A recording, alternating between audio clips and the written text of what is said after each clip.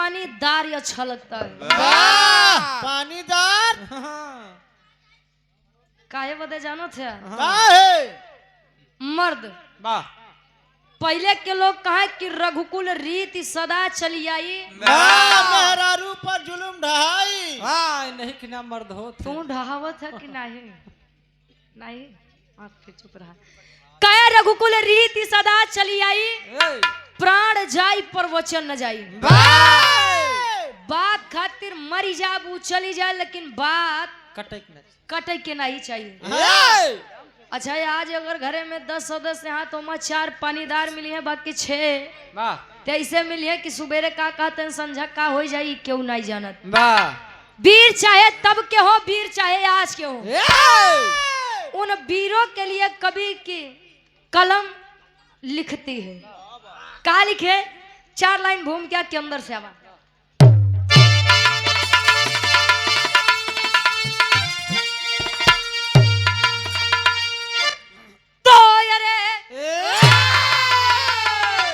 जंग जौहर कबजता बिगुल जंग में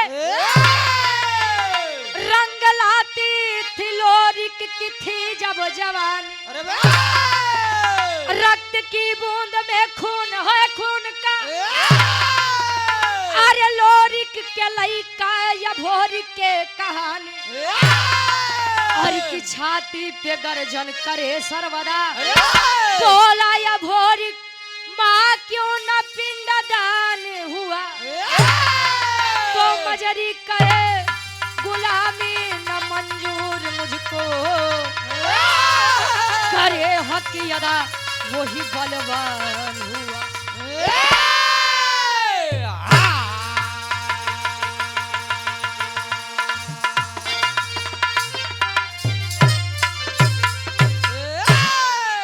अरे जंग जौहर कबजता बिगुल जंग में रंग लाती थी लोरिक की थी जब जवानी। अरे रक्त की बूंद में खून है खून का तो लोरिक के लइका या भोरिक के कहानी।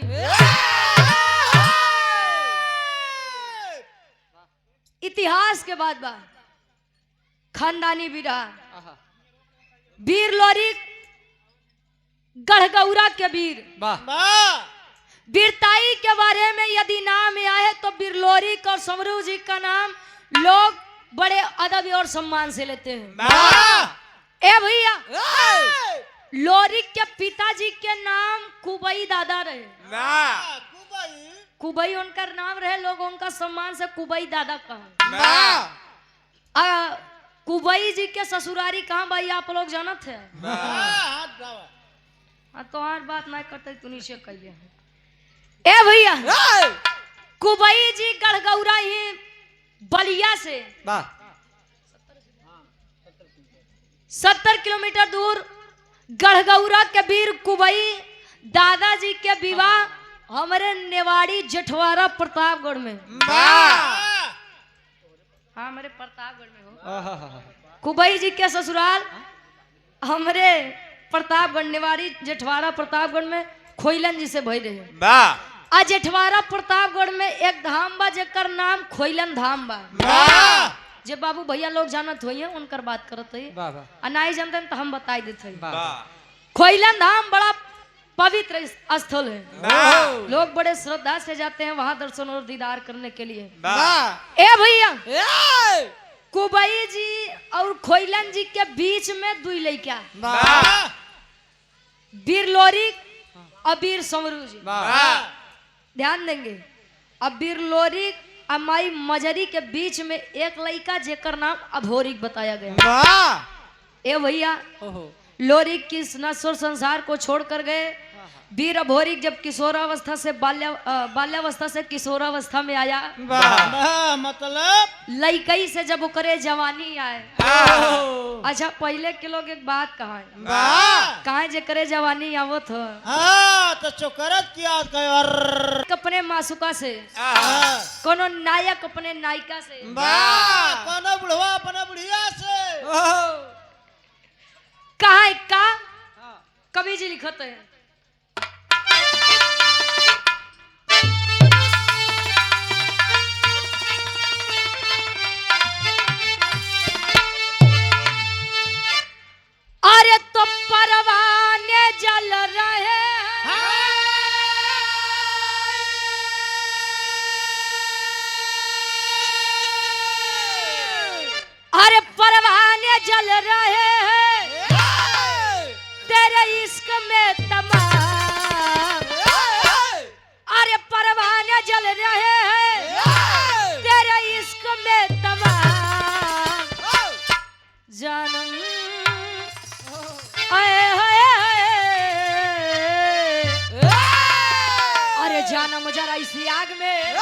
अरे जानम जरा इसी आग में अरे खुद को जला के दे जानम जरा इसी आग में अरे खुद को जला के दे जानम जरा इसी आग में खुद को जला के दे जानम जरा इसी आग। पहले के लोग करें भाई साहब पहले वाले हाँ पहले वाले लेकिन आज के समय में दिन भर में पता नहीं कितना बार लब होता है सब हो जाता है। हम सब हो जात बा लब में सब हो गया ए भैया तर से बढ़िया कवि जी फर्ज में लिखा था वीर चाहिए तब के हो वीर चाहिए आज के हो पानीदार मर्द खातिर एक लाइन कैसे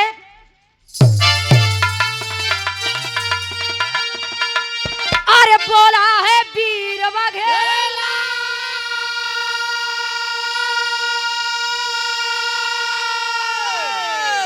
अरे बोला है वीर बघेला अरे झंडा हिला के दे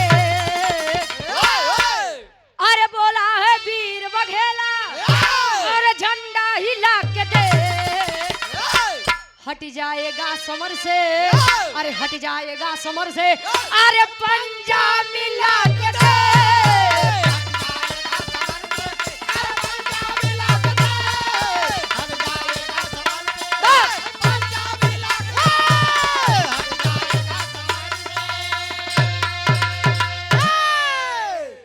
हट जाएगा समर से तू पंजा मिला के देख दूरी से भाव कैसे कुछ नहीं हो जब सामने से मिला जाचा पड़ताला तब जाना है हाँ हमारे बिरहा के कहानी के शुरुआत कवि जी यहाँ से लेते हैं जोहरी छन लगत बा कैसे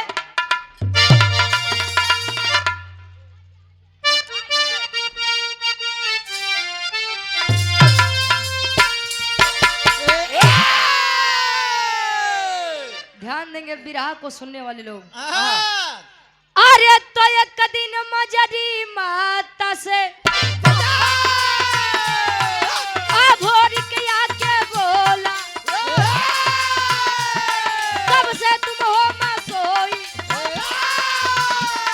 अरे अब ताय अखियां खोला पिताजी मेरे सानी तलवार हाथ में साजे कहने जिनके मां दुर्गा अरे माता रही विराजे रणदंगल में जब जाते अरे तन से बहे पसीना समर्जन के अंदर मुश्किल करते थे जीना न वीर चुनौती सहते जो कहते वो कमीना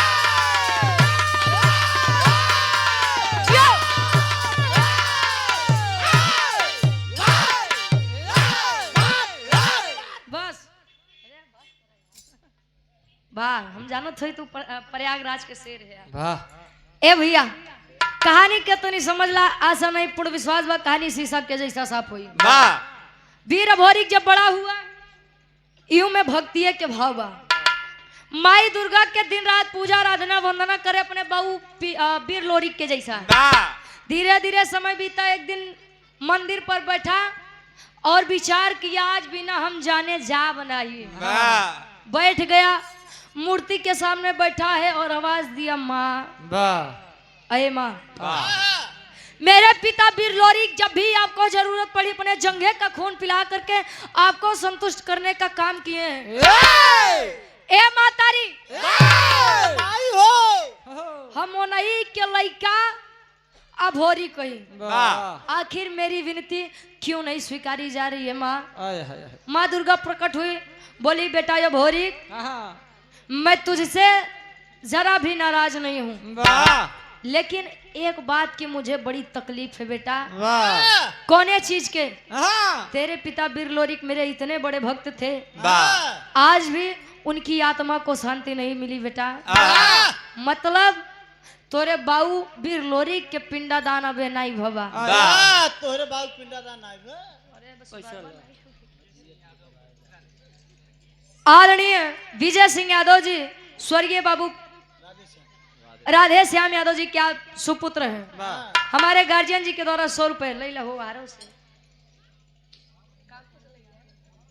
रमाकांत यादव देवली धरती से। आदरणीय रमाकांत यादव जी देवली की पावन सरजमी से पूज्य बाबूजी के द्वारा वाह 100 रुपए चरणों में कोट कोट नमन है, आशीर्वाद के चाह रही। वाह। ए भैया ए! आप ही लोग कहते हैं कि जब तक हमारे पुरखा पुरनिया का तारन तार नहीं हो जाता, वाह पिंडदान नहीं हो जाता, वाह! तब तक हमारे पूर्वज इस संसार में भटकते हैं। वाह! बारे आज का समय गाय के अंदर लोग माता को देख लेते हैं, वाह! कौवे के अंदर हमको हमारे पूर्वज दिख जाते हैं, वाह! लेकिन बाहर है आज के समय वाह! हमें इंसान के अंदर इंसानियत नहीं दिखती है। वाह! क्यों के चोट लगी है? का नाम बतावा। वेदांत कृष्ण देवली धरती। वेदांत कृष्ण, छोटा सा मुन्ना, छोटा सा बाबू। वाह। देवली की पावन सरजमी से 51 रुपए। वाह! वाह। पढ़ लिख के अपने जिला जवार के नाम रोशन करा बाबू, खूब पढ़ा खूब बढ़ा। आहा! पहले ए भैया ए! वीर भोरी काया गड़गौरा में माई मजरी के पास मजरी से पूछा माई, ए माई ए! ये मैं क्या सुन रहा हूँ कि मेरे पिता बिरलोरी का पिंडदान नहीं हुआ। वाह! अच्छा जाना था एक बात, प्रयागराज और गया जिला में बड़ा समानता बा। हाँ दोनों साढ़ू साढ़ू है। जिंदा मोक्ष पावे के बाद तो प्रयागराज में आवा, वाह! अब मरे के बाद पुरनिया के अगर पिंडदान करे के बाद तो बिहार के गया जिला में जा। वाह! बड़ी समानता बा भाई। वाह! ए भैया वीर लोरी के लइका अभोरिक से ओकर माई मजरी एक बात कहे। वाह! का कहे? एक लाइन गीत लगत बा। आशीष विश्वकर्मा बड़े भैया और धीरज विश्वकर्मा जी 21 दिसंबर के जोन कार्यक्रम रखा गया, जवाबी भी रहा कार्यक्रम झंडा और शील्ड पर। वाह! काजल कोकिला और रोहित सुहाना जी के बीच में वाह! कार्यक्रम के आयोजक साहब हैं। हाँ ये 51 रुपए देकर सम्मान किए। जमुआ डी प्रतापपुर। जमुआ डी, हाँ जमुआ डी जमुआ डी हनुमान मंदिर प्रतापपुर। प्रतापपुर। वाह। कार्यक्रम का आयोजन किया गया है। भाई लिख के दे दे, ज्यादा बढ़िया रही। एक लाइन गीत लगत बा, कोनो दुल्ही वाह! अपने सैया जी से हमारे काका बाबा के जमाने वाली या ए! बिरहा सम्राट स्वर्गीय गुरु रामदेव गुरु जी अपने जवानी के आलम में गावे, वाह! गायन और गाय के चला गए। वाह! तू कब जाबू? अच्छा करे बारी तोहारो स्वर बड़ा बढ़िया मिला था। कहाँ जाए के बात करत है वो? घरे। हाँ रुक जा 2-4 घंटा फिर चला जाए। वाह! ए भैया ए! वो दुल्ही कहे का कहे, ए!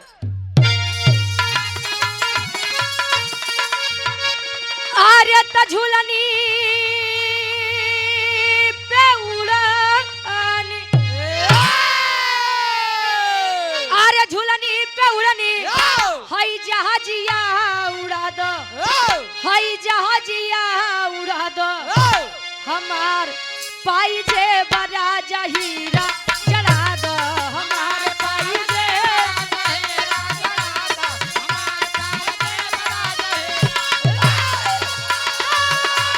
वाह, वाह, या।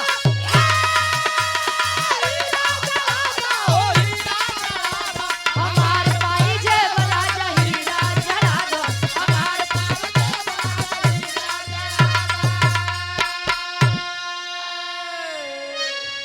अब होरी जब बोला ए मातारी का यह गड़गौरा में कोनो वीर नहीं पैदा भइल का?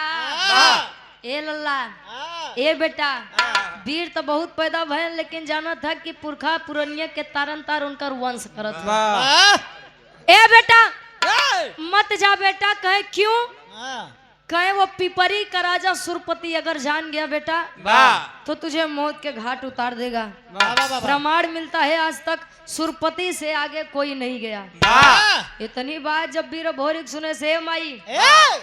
ए माई ए! क्या आपको अपने खून पर कोई शक है? ए! बाबू के वीरताई के ऊपर शक बा? हाँ बेटा। नहीं रे बेटा, लेकिन अगर तुम्हें कुछ हो जाई हम नहीं जी पाई। आहा!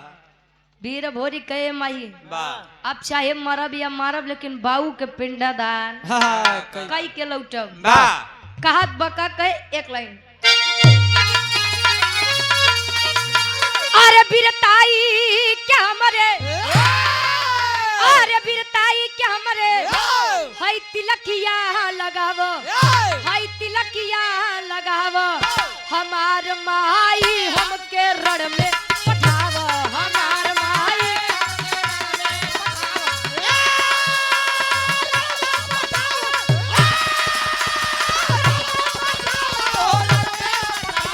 हमार माई हमके रण में पठाव, हमार माई हमके रण में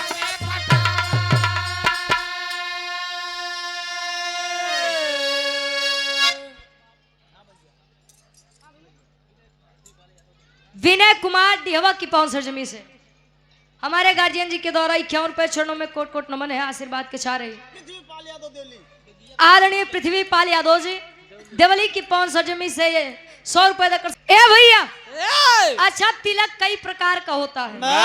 तिलक अब देखा ठंडी आई के बाद 2 लोटा मनई नहीं है तो आधा घंटा 1 घंटा तो केवल चंदन लगावे में टाइम बिता दी। डमरू त्रिशूल में वाह कितना जने हाँ कि यार ठंडी में बिना नहाए धोए चंदन लगाए के टहरिए देख कितना जने से बस 14 तारीख के इंतजार में परेशान है। एक तिलक जौन पूजा पाठ करे के बाद ही हमारे काकी दाई लोग रोज लगाई लेते एक तिलक विजय तिलक। कोई भी इंसान किसी भी क्षेत्र में जाता है तो सोचता है कि प्रथम विजय का तिलक सदैव मेरे मत्थे पर लगे। और तीसरा तिलक जाना थे कवन अच्छा तिलक कई प्रकार के होते हैं, हमका जितना जानकारी बा हम बताई देते हैं। एक तिलक शादी ब्याह के पहले चढ़त है जब बर्बादी की शुरुआत होत है बाहर बाबा की नहीं हाँ इनके होई के बाद सबको डरवा तो नौ लोग का होई दे भाई। हाँ ए भैया आशीर्वाद लेकर के अपने पूज्य माता मजरी से आया बनारस, काशी बनारस के धरती पर, वही काशी बनारस की धरती जहाँ आप लोग कहते हैं कि भगवान भोलेनाथ के त्रिशूल पर टिकी हुई है। आया काशी के धरती पर, ब्रह्म बेला है, काशी घाट के किनारे एक पंडा जी बैठा है, बढ़िया तिलक चंदन लगाए। और सुबेरे सुबेरे बीर भोरी का देखें तो पूछते हैं बेटा बेटा कौन हो, सुबह सुबह क्या करने आए हो यहाँ पर। तब बीर भोरी के बात बतावे, गीत बदलत बा, कोनो दुल्ही बतावे।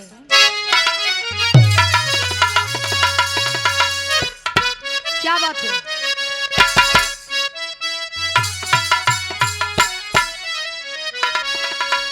दादा, हे महेंद्र दादा, ओहो पहले शादी विवाह हो तो गवना 3 साल 5 साल 7 साल 9 साल 11 साल 13 साल 15 साल 17 साल 19 साल 21 साल 25 साल 27 साल 28 साल अब बन के बस। ए भैया गवना शादी के कुछ दिन बाद आवे और जब गवने का दिन पड़े तो दुल्ही बेचारी डराए। डराय हमारे भाषण सही है भाई, यहाँ पर डराए के अच्छा डर होता है, बेचारी डराए कि पता नहीं हमका सास ससुर कैसे मिली है, हमका हमार दुल्हा कैसे मिली। लेकिन आज जब दुल्ही शादी पड़ जात बा, विदाई होत बा, तो सास ससुर बेचारे डराते हैं कि हमका पतो हो कैसे मिली। पता ना महीना 6 महीना साथे रह दे कि नहीं रह दे। अच्छा इनकर लोग का छोड़ा सबसे ज्यादा डर तो हमारे भैया हरन के बा, दुल्ही आए पता ना महीना 2 महीना जिए दे कि नीला ड्रम में भर के सीमेंट घोल दे।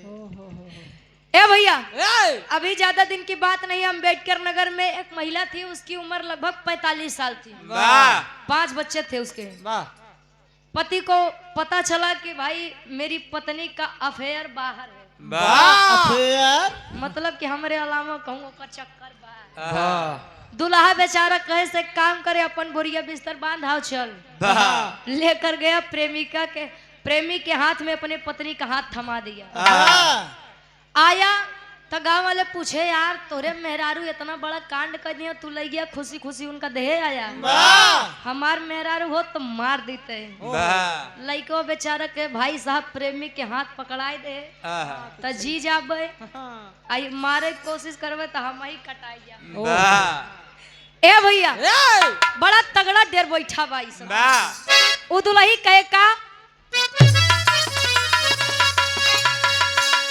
अरे जब से गवनवा के जब से गवनवा के दिनवा धराई, जब से गवनवा के दिनवा धराई, रतिया न नींद आवे देह पियराई, जब से गवनवा के दिनवा धराई, रतिया न नींद आवे देह पियराई, जब से गवनवा यादव बल्दिया सैदाबाद की धरती, आदरणीय रमेश चंद्र यादव जी, बल्दिया सैदाबाद, बल्दिया सैदाबाद, प्रयागराज की पवन सरजमी से 100 रुपए देकर सम्मान के आशीर्वाद के चाह रही। ई तमाल्ला समझे खातिर बूझे खातिर वीर भोरी और पंडा में वार्तालाप होत बा और पंडा के नाम का रहन कवि जी बताओ तो। अरे करे पिंडदान भोरी, करे पिंडदान भोरी, बनारस में आया शशिधर पंडा से बात लड़ाया, करे पिंडदान भोरी, बनारस में आया शशिधर पंडा से बात लड़ाया, करे पिंडदान भोरी। आया बनारस के धरती पर आया, पंडा का नाम शशिधर पंडा बताया गया। हाँ। शशिधर पंडा से मुलाकात हुई, भोरी बताया यानी अभोरी बताया कि बाबा मैं गढ़गौरा से चलकर आया हूँ, हाँ। मेरे पिता वीर लोरी। वाह बेटा, धन्य है वो माता पिता और धन्य है तू जो तू जिसको से तू जन्मा है बेटा। अरे तेरे पिता वीर लोरी कैसे वीर हैं जिनके आगे आज तक अच्छे अच्छे वीर नहीं टिके। हंस यदुवंश के शान है बेटा। क्या हुआ, मेरे पिता वीर लोरी कभी इस दुनिया में नहीं रहे बाबा। ओहो बहुत गलत हुआ बेटा। आदरणीय राम सजीवन बाबूजी देवली की पावन सरजमी से 100 रुपए। आय हाय क्या हुआ बेटा, कोई काम? हाँ बाबा, अपने पिता वीर लोरी का पिंडा दान करने के लिए आया हूँ। बाहर है दो गली दुनिया। अभी तक जो पंडा बखान कर रहा था इतना सुना पीछे हो गया। ए बेटा अब तो तू चाहिए लोरी के बेटवा हुआ चाहे मंजीत के पिंडा दान मैं नहीं करवा सकता। क्यों? कहीं भी बेटा छोटे हो, खाने खेलने की उम्र है, जाओ खाओ खेलो। निकल जाओ बेटा। क्यों इस चक्कर में पड़ रहे हो बेटा? वीर अभोरी से उस शशिधर पंडा एक बात कहे। क्या कहे?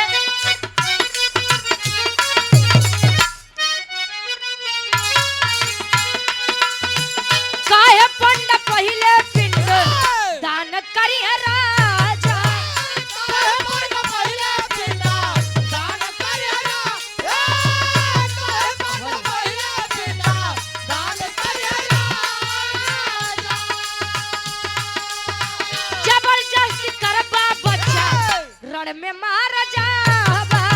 जबरदस्ती करबा बच्चा रण में मार जाबा। जबरदस्ती करबा बच्चा रण में मार जाबा। जबरदस्ती करबा बच्चा रण में मार जाबा। तब सुन के खबर भोरी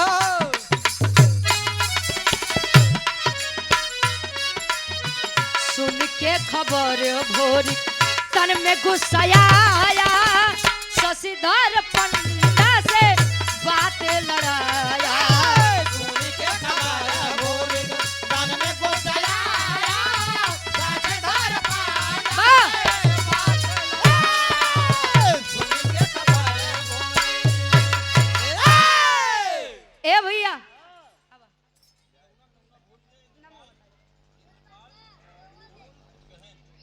आदरणीय हृदय के गार्जियन हमारे पूज्य बाबूजी इंद्रपाल बाबूजी ये 100 रुपए देकर सम्मान किया, आशीर्वाद के चारी कि हम बच्चे अपनी कला में कामयाब रहे। ए भैया चल जाओ, नहीं तो तुम भी मारे जाओगे, मैं भी मारा जाऊंगा। मतलब बेटा देख तू लोरी के लइका है ई बदे तो समझावत है बेटा। उ पिपरी के राजा सुरपति अगर जान जाई त नहीं तोहे छोड़ी नहीं हमें छोड़ी।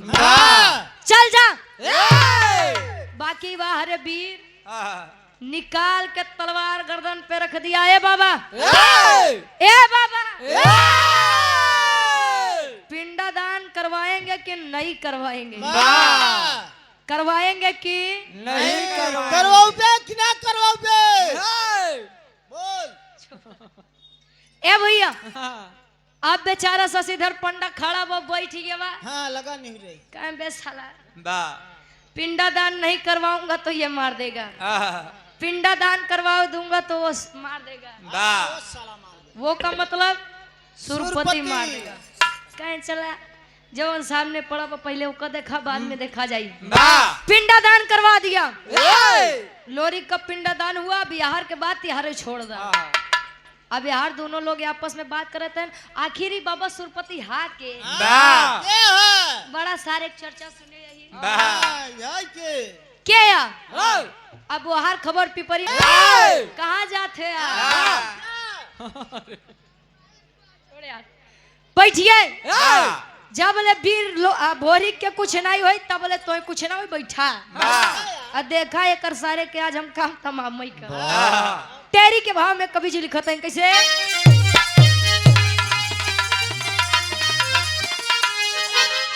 अरे राम जवानी जंगी जूझे जमके, अरे जवानी जंगी जूझे जमके, तलोरिक पूत या भोरी कहे मिटाऊ हमके। अरे हो हमके अरे हो हम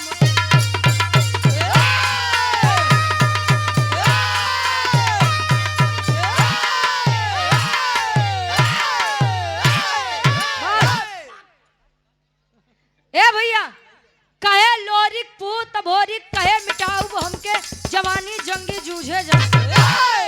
हमको मतलब अहंकार अहंकार घमंड वाह कहेला सरऊ कब्बे से हजार के कुकुरन लई के चाट कुकुर लाई के पों कह रहे हो। बड़का वीर बनत है। आजे तो तोहर पता लागी कि कितना पानी में तू ए भैया एक तरफ हजारों की फौज लिए सुरपति घोड़े पर सवार और एक तरफ अकेला 21 वर्षीय बालक वीर भोरी खड़ा है। जोने समय वो तेगा तलवार भाजे सैकड़न वीर तो ऐसे धराशायी हो जाए। हमरे बिरहा के गुरुजी आखिरी गीत लगत बा कौन लड़की बतावे का?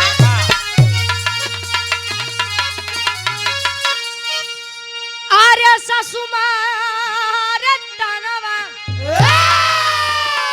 आर्य सासुमार तनवा, आई नदिया मारे तनवा रे तनवा, आई हो कि तनवा आई हो हमारे भैया के सरवा रे तनवा आई हो मारे ना हमारे भैया के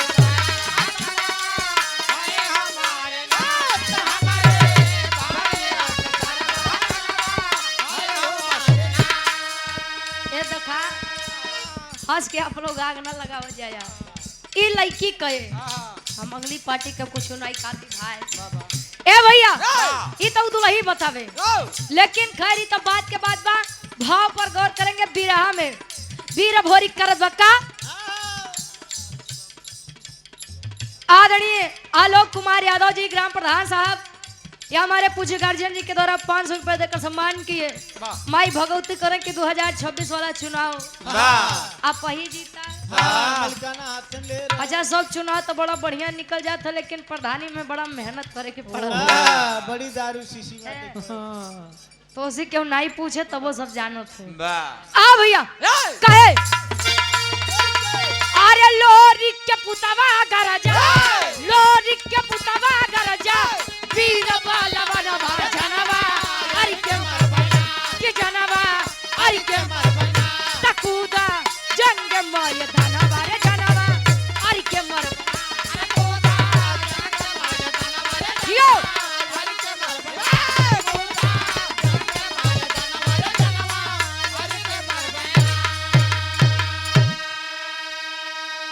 ए भैया जोने समय तेगा तलवार भाजे सैकड़ा वीर बेचारे जे बचा है कहे लगे मने मंसूर पति के गरियावे छप के तो बढ़िया नाम बा वाह लेकिन अगर गुस्सा लग गया तो अच्छा से अच्छा नाम लोग खराब कर